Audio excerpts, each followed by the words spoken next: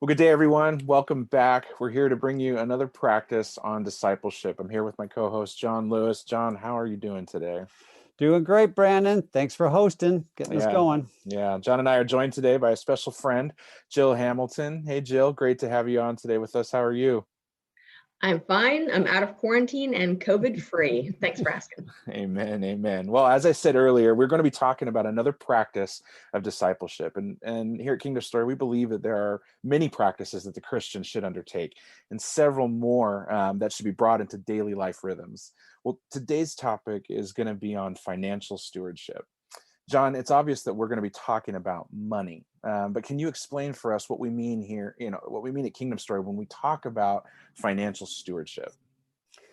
Sure. Well, thank you, Brandon. And of course, there's a ton in the scriptures, just about money, and people often will refer to those scriptures. We're not going to start there. We're going to go right back to the very beginning that I think gives a framework for how we think about money from the beginning is that God in the creation story is clearly the ruler, the king, and we are made in his image. And so one of the things that he does is after he creates all things, including finances, including our time and talents and animals and, in the created world, he then delegates and makes us in his image and gives us rulership, so to speak. And so that's part of what stewardship is linked into, is that we are given responsibility. But the other side of stewardship is that we're not God. So I know that's hard to believe, Brandon, working with me these years, that I'm not God, and Jill, you've seen me at my worst too, right? So no, we're not God, but and so that means that we don't own the stuff, right? It's his. He's the owner and the ultimate ruler. And so it's kind of like somebody in the produce department at Safeway or a store, that you're working for the boss, but you're handling the fruit, you're in the vegetables, and you're making it available on the boss's behalf for your customers. It's very similar for us. And the other thing that kind of comes out of the fall story right after the creation story is that coveting is at the heart of sin. We want to be like God. We want to own stuff. And what ends up happening, of course, is that money with its power becomes one of the primary temptations in the Jesus life. And Paul comes out to say, hey, the love of money, the coveting for more through money is at the root of all evil. Yeah. Thank you, John. I think it's important that we understand the power of money to bless or ruin us. We think that money is the root of all evil, but no, it's the love of money. This thing that causes us to go down either way. And so, stewardship isn't frivolously spending money or giving it away, giving all of it away with no holds barred.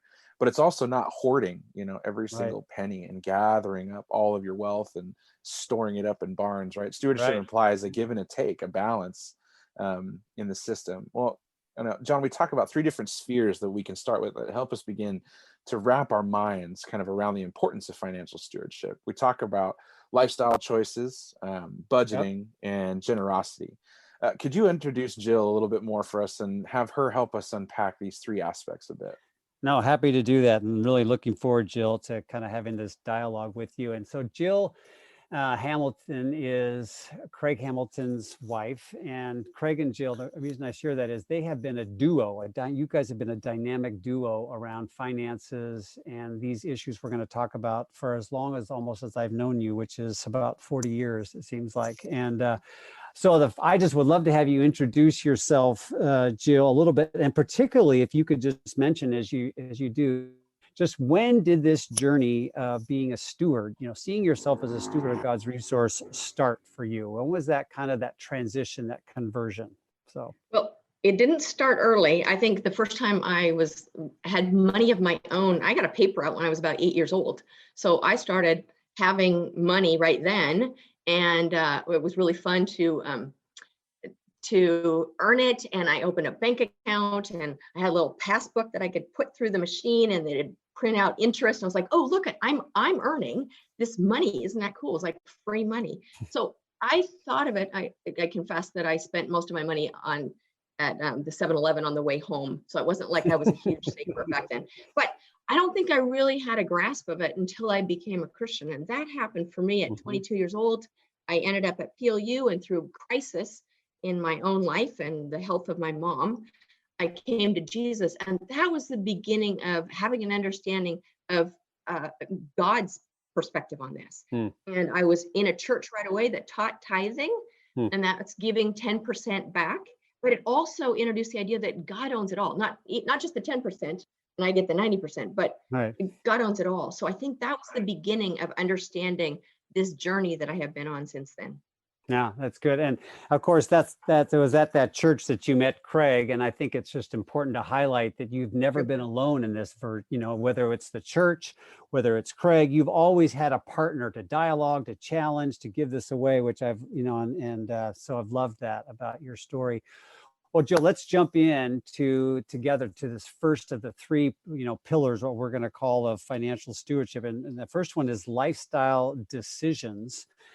And what I mean by here is that we make decisions about what level of lifestyle that we are going to have. So many of the choices of where we live, what kind of things we have in our house, how many things we own, et cetera, are all decisions that we consciously or unconsciously make and are impacted to make constantly by marketing, et cetera.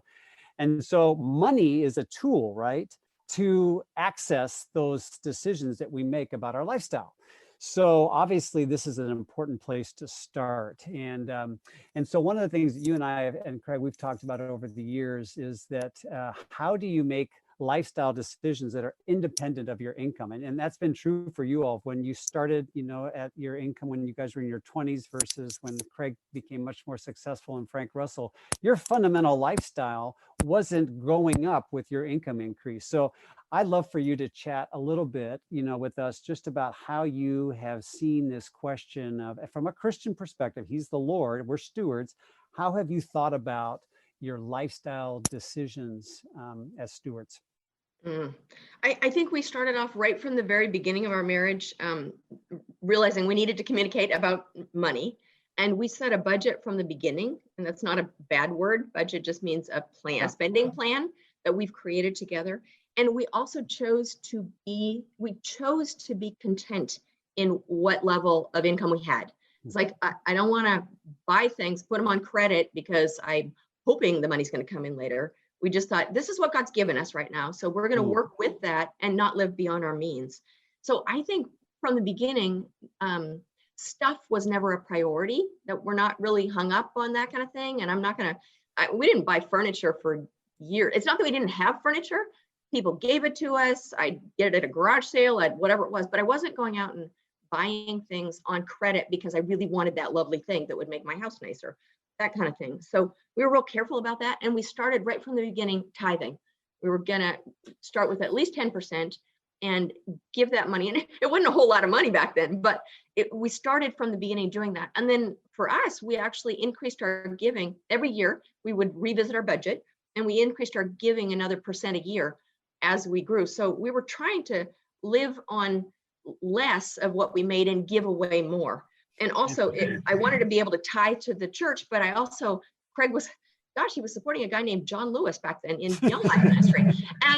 And we were also giving to another Craig's brothers that was needed support too. And there were other things that we wanted to give to besides just tithing. So this was a way that we could accommodate that, was to build up our giving as we You're making a great point that is, in some ways, you're drawing in the inseparability, Jill, of giving and lifestyle. So when we think about lifestyle, if we think of it only in the context of what do I want, what we miss is the opportunity to be generous with others. That freed you up to do that. We also could say that there are so many other people, for example, that don't have access to the resources you have. One of the things you and Craig have done over the years, you did it with us, is by limiting your lifestyle, you had some resources left over to free Carissa and I up to be able to buy a house so that we could live in this neighborhood with you and not be financially strapped. And so I just love the connection of your choice for simplicity and contentment and being free from the coveting of stuff, that it really opened yourself up to a life of generosity. You mentioned, Jill, a little bit about budgeting. And again, that's so woven in, is for you to kind of facilitate and perpetuate this simple lifestyle. It really helped you to have kind of what I call the training wheels of a budget. When you learn to ride a bike, you start with training wheels, and the very first time it's kind of awkward and you can't really go fast. But that sets you up for a life of riding the bike, so to speak, an adventure. And so you all have done a lot of work with yourself and with others around how to get started in this journey of the lordship of Christ over our stuff and our money. And say a little bit about what you guys have often talked about, kind of the reverse hand thing. I love that illustration to help people say, well, if I make a budget, how do I go after it? Yeah. So it's an illustration that my husband uses all the time.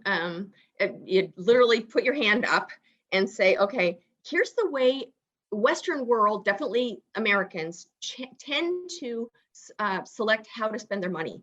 And they start with their lifestyle. So it's the thumb at the top.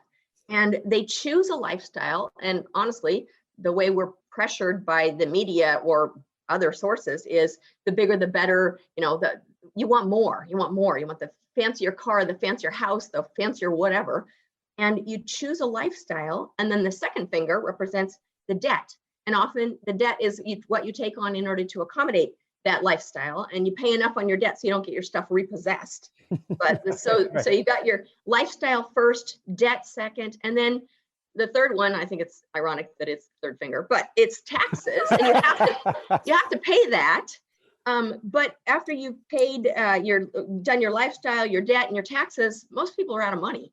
And yet you're supposed to save because, I don't know, mom or dad told you that's a good thing you do.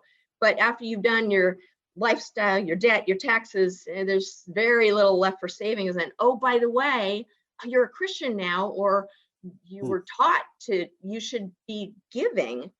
But that's the very last one, because you used up your money on your lifestyle, your debt, your taxes. There's barely anything for savings, and there isn't anything left for giving. So Craig's life verses are Romans 12, 1 and 2. The first one says, offer your bodies as a living sacrifice to God. And the second, Romans 12, 2 says, do not conform any longer to the pattern of this world. So if you take your hand and instead of doing what the world does of picking your lifestyle first, flip the hand over, then the first thing is actually your giving decision. So you make the giving decision first. No matter what comes in, it's God's provision anyway, and you just make the choice to give first. Then you do your savings. That's delayed gratification. It's putting aside something for another day. Even the proverb says, go to the ant, you sluggard, and see how it doesn't store up in the summer so it has in the winter. Even the ant has learned to store up. Why should we not be learning that one? Then, yes, you pay your taxes. Render unto Caesar what is Caesar's. Okay, gonna do it. Then the debt is number 4 on this list when you flipped your hand over. But the less you have in debt, then you're freer. And then the very last thing that you decide is your lifestyle. This is the money that you have left. And if you really do it in this order, putting your giving decision first, it will free you up so much. There isn't the tension in marriages. There isn't the tension in life. It helps you to communicate. It helps you to recognize God owns it all, and we're just prioritizing putting him first. So I think those, if you make your budget in that order, you will be very much freed up. This will not be a stressful thing. Well, and I love the connection in our conversation here, Jill, between the outward action and the inward work we need to do. In other words, someone could go through that process of the budget, but if they haven't surrendered on the inside, if they haven't let Christ leak into their life a contentment for what they have, the process you mentioned is going to be really hard. So it's a heart thing, but it's a hands thing too, right? It is. And so I love you've connected those two really well. And like you say, like anything, dribbling a basketball or whatever the skill is, the more you do it, the easier it becomes, and the more life and joy that you have. And what seems impossible at first, I could never do that. I'm sure someone is listening to you share, Jill, and they're saying, no way. But you probably have testimonies of people who have done this. Maybe you could just share when people have done this. What have you noticed that you and Craig have mentored over the years? what are some of the experiences they have as they jump into this? Yeah, absolutely. Well, we do pre-marriage counseling, and with each pre-marriage counseling session, we help people in developing a budget, because most young couples have never even thought about that. And they just do the finances the way they've always done them, and they aren't really learning to communicate. So we're forcing them, in a sense, to start this process right from the beginning. Is let's develop a budget. I remember a particular family that came already in crisis. They actually had a pretty good income. That wasn't the problem, but they were way overspending. And they now were pregnant with child number 1, and they wanted to be able to have the wife stay home. So in this case, it was really fun to watch what happened, as they were really convicted that they'd been operating with, these were their finances, and it wasn't a God thing at all. And now realizing we're in crisis, we need to do this differently. So they had gotten themselves into a bad lease on a vehicle, and they had a lot of debt, and they're looking at, okay, 8 months from now or 7 months from now, we want the wife to stay home, so we're going to lose her income too. Help, we are desperate. And the fun thing was, they made some big, I would say, spiritual decisions. One was get out of the lease, and it cost them, they lost a truck. It cost them $5,000 to get out of it. That's a huge decision. And they also were convicted that they really needed to tithe. They didn't know how it was going to work on paper. It doesn't make any sense, but believing that we need God in this, and we are going to honor God. And they tithe. And here's the fun thing about this story is they literally put the money in the plate as it passes at worship. And in that next 2-week period of time before they met with us again, they've now done their tithe, and the husband was offered a job he did not even apply for. He was offered a job. Oh, and by the way, the job comes with a truck. It's like, wow, God, are you awesome? This is really cool. Then they had a really aggressive plan of paying off debt. And I wouldn't wish this on any woman, to be late on her pregnancy, but the reality is the wife went an extra 10 days past her due date. But in that time, with the additional income and the stringent guidelines they had for paying off debt, they were able to really pay down completely on this debt. So that when she actually finally had that baby, she was able to come home with a whole new plan and a whole new perspective on how God had provided for them. I just love hearing those ones. Super fun. And again, we're not promising that everybody that makes a decision to budget the way you're suggesting, Jill, will get a new truck. What we are saying, what we are saying though, is that God's ways make sense, and they work. They do. And it will be a variety of ways that God can do it, but he will honor those who honor him. Let's transition to our third very related subject, and that is generosity. I think one of the traps that I know I have struggled with is to kind of think of in a kind of a box about this giving thing. And I kind of limit the idea that, God gets this much, and even if the rest of it I'm stewarding, I may not explore the whole potential, of what generosity can grow and become, particularly as we get older and as we gain, we may inherit some money from, a deceased grandparent, or we may double our income, or investments go well, or whatever. But there is a sense that as we get older, we do have more disposable income in general. And with that is an invitation to grow in our sense of generosity. And I think you and Craig have really leaned into that and modeled it, encouraged it. What would you say to someone who is maybe looking down the road and saying, how is it that I could experience more of God's generosity through me, in the years ahead? Well, I think you have to start with your number one decision is to acknowledge that God owns it all. And it is a step of faith and a step of trust to do this and to tithe, to give back. But I promise there will be amazing blessings in that. I think one of the first things that we actually did as a couple a long time ago, and it was a huge stretch for us, was to participate in helping a young guy in ministry to buy a car. And this is back when we were, supporting our missionaries for $25 a month, that kind of thing. But this was a really big purchase. It was an old used car, but the blessing was that for the next 12 years, I would see that car in the church parking lot and think, oh, we got to be part of giving this car. Isn't it fun? It was kind of like a Fred Flintstone where you're running with the the feet underneath, but I think that car kept going for about 20 years. It was kind of a way that God showed us this can be fun to participate in giving and being a blessing to others. I think. Yeah. Well, that's such a great, when we think about the world that we live in is what's this going to do for me? I mean, it's not the primary motivation to be generous, but the result of being generous is that we experience the fellowship of God because he loves to be generous, right? I mean, he just gets up in the morning. Of course, he doesn't go to bed, but I mean, he enters into the reality of the world so excited through the growth of trees and fruit and all the different ways the world is a generous place. And what would you say something too about the idea of giving a higher percentage, of your income and not being limited by the 10%? I think sometimes that we forget that the New Testament says everything is God's, and that when people, if you keep your lifestyle at a certain level, you can explore this with us. Theoretically, as you make more money, you'll have more to give. Just share a little bit about that journey. Well, and even in the Old Testament too, yes, they were tithing, but they were giving other amounts above that and for celebrations. And so somebody else calculated that, they were really giving 22 or 23% or it was a significant amount more than just what the 10% is. And so I think we've challenged ourselves to continue to give. That tithing is the training wheels. That's the starting point. It hurts, you feel it. And yet there's a great line from, I think it was Larry Burkett. He said, never met an ex-tither. Okay. So you don't start tithing and then you quit because, that didn't work and I don't like that anymore. It's like, no, actually those who are faithful to tithe realize this is so fun. I want to do even more. Let me just share a real quick example of, we're trying to teach both our kids and our grandkids to give. And so we can give them money, but that's only one layer. I want to teach them to give. So we started 2 years ago with our youngest grandkids. They were 4 and 5 years old at the time. But that's kind of early, but okay, let's do this. If we're supposed to be discipling and disciples of this practice of giving. So we gave $20 at Thanksgiving.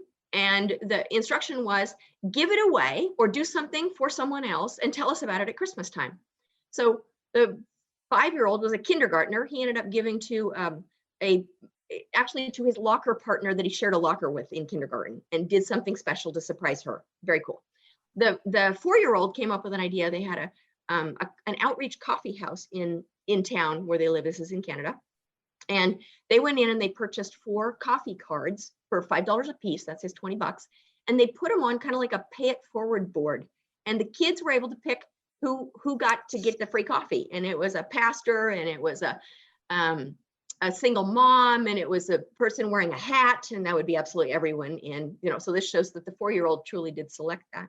So the kids got to, then they sat back and they watched at the coffee shop as people came in and used these certificates and then paid it forward themselves. So the blessing was not just 4 people are blessed, but the barista is totally blessed to watch this. The kids are overjoyed to see this.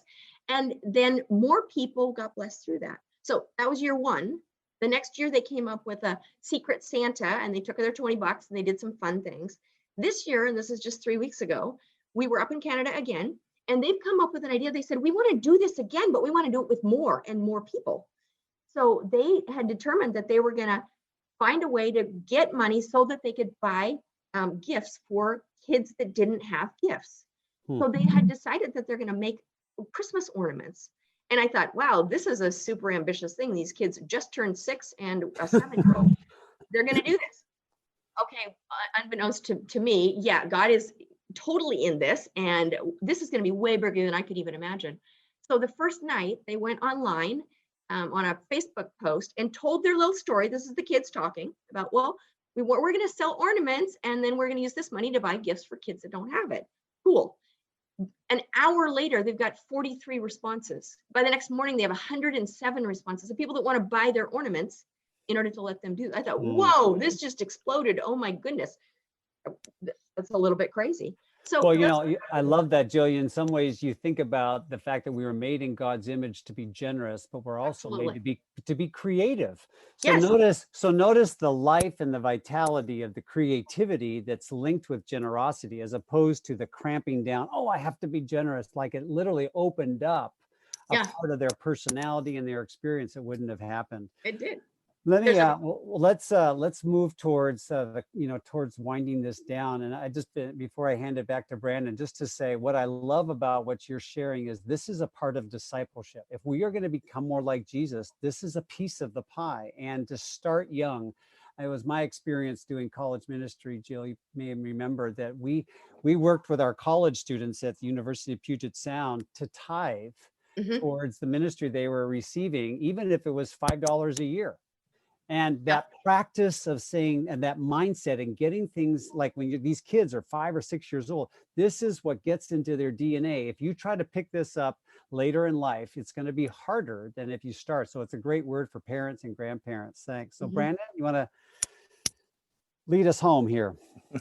Yeah, Jill, thank you for all of that. That your insight and your passion around this is very visible. I wanted to ask a follow-up. So what would be your advice for someone who's just getting started with financial stewardship? We talked about budgeting, changing lifestyle. We talked, do we give away all our possessions? This hand idea. Where's a good place for someone to start if I'm overwhelmed? I want to get control of my finances. I have a hard time trusting God. What's your advice? Start with a plan. I think if you asked me, or you told me you're going to go on vacation, and I ask a question of, so where are you going? Well, I don't really know. How are you going to get there? Well, I don't really know. How long are you going to be there? I don't really know. I'd go, well, wait a second. That's not a plan. You're not going to get anywhere. Same with finances. Let's start with, where are we? How much money do you actually have? And what is your income? What are your expenses? Let's figure out, and then determine where is it you want to go. And definitely I've got at the very beginning of that, of let's come up with a plan for the resources that God has blessed us with, and start by giving back to him and trusting him in that process of determining where to go with the money. Yeah. Thank you for that, Jill. And just to add on to that, John made a comment earlier, to not do this alone, to really do it with somebody, to create this plan with somebody, to walk with someone. There's going to be a big, issue of trust in this as we begin to start giving God more of our finances, giving away, saving more, trusting that he's going to pay some things. It's the one thing that I've learned, that things in God's economy work out a little differently than they do in our own economy. There's always more time and there's always more money than seemed to be when we started out with. So just as an encouragement for everybody to grab a buddy and to really lean into this with someone to start a plan. If you jump into one of our classes, we actually have some further resources that you can go through that'll lead you really step by step from this beginning place to a real firm handle kind of on your budgeting process. Jill or John, is there anything else that you want to add as it relates to financial stewardship? I'm so appreciative, Jill, of you being with us. And the only thing I would add is that we live in, the context of our time. We live in 2020. This is being done. 2021 is soon upon us. We live in times that are unprecedented in terms of what's going on in our world and our culture, and our finances could be more affected than we realize, both in terms of the economic downturn, but also this incredible opportunity for generosity and this transfer of wealth. So we're living in this milieu, this mix, that just the topic today is so crucial for God's people to rise up and be a part of God's work in this fresh season, this important season of the history of the world. And so I just want to highlight the importance of what we're talking about here. And I'm so grateful, Jill, for your input. Yeah. Jill, you got anything? I think if you look around, there are so many needs in this COVID world right now, and hunkering down and keeping it all to ourselves is not the answer. It's like God is giving us other opportunities to give in ways that are outside the box, unusual ways of thinking, and just being available. So it's time to recognize they're all God's resources and ask the Lord, what is it you want me to give to? What is it how do I help? What person can I help today that would be beneficial for the kingdom? Yeah. Amen. Well, thank you for that. And I thank you all for joining us today and just hearing this. I pray that you would hear this word, that yes, there's new financial realities. God is calling us to be generous people. He gave us his son, and therefore we can give of all that we have. And remember that we're all on this particular journey together. And John and I specifically are just two disciples walking down the road to become more like Jesus. Amen. On the road, baby. Yep. So we thank you all. Take care, and we'll see you guys later.